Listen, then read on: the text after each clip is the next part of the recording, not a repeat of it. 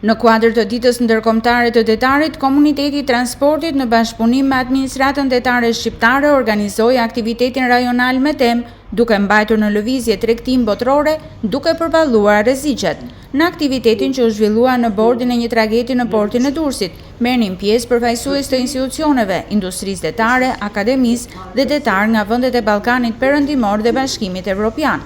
Për drejtorin e Drejtorisë Përgjithshme Detare Tomor Harizi, profesioni i detarit është një hallë shumë e rëndësishme në zinxhirin e transportit ujor dhe ky aktivitet ka për qëllim të vlerësojë pikërisht njerëzit e detit. Sot festojmë një thesar. Dita e detarit quhet një thesar. Detarët janë thesari jon, sepse deti gjithmonë ka shërbyer si urlitse midis kulturash, një burim zhvillimi ekonomik, prandaj kërkonte përkushtimin ton për ta mbrojtur detin ton.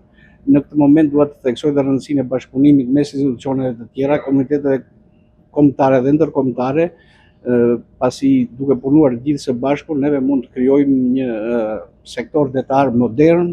Aktiviteti sotëm është një traditë që ne e bëjmë çdo vit bashkë me institucionet kombëtare të Shqipërisë, por edhe të vendeve Ballkanit Perëndimor, për të respektuar të punën dinjitoze që bëjnë detarët tanë shqiptarë. Në regjistrin detar janë rreth 1500 marinarë që punojnë në anije me flamur shqiptar, por edhe të huaj. Për shkak të qëndrimit të gjatë në det dhe larg familjes, profesioni i detarit mbart në vetvete vështirësi të shumta, por krahas detarëve të vjetër që vazhdojnë të ushtrojnë këtë profesion, politika shtetërore dhe ato universitare po orientohen gjithnjë më shumë drejt thithjes së brezit të ri.